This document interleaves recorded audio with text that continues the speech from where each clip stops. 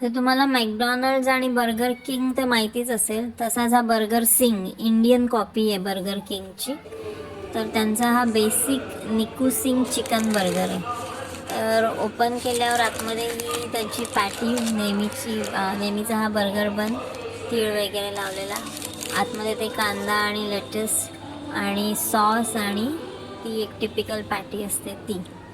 हा non veg chicken burger आहे. पण ह्याच्यात ते आतमध्ये घातलेला माल मसाला थोडा जास्त आहे मॅकडॉनल्ड्स आणि बर्गर सिंगपेक्षा. आणि मुळात फरक काय आहे ना, यांची जी चिकन पॅटी आहे ना ती आतून ब्राऊन रंगाची आहे, जी मॅकडॉनल्ड्सची असते ती पांढऱ्या रंगाची असते. तर हा एक मेजर फरक आहे. आणि चवीला पण मला चांगला वाटला. सॉस आणि ते सलाड पण थोडं जास्त घातलं होतं. नेहमी ते बर्गर सिंग आणि मॅकडॉनल्ड्समध्ये थुकपट्टी लावल्यासारखं काहीतरी करतात, त्याच्याऐवजी व्यवस्थित घातलं होतं ते. यांचा एक व्हेज बर्गर पण येतो असा, व्हेज निकू सिंग म्हणून, तो पण चांगला लागतो. तो पण मी खाल्ला होता याच्यावर. तर हा चिकनवाला पडला 62 रुपयांना, 62 रुपीज.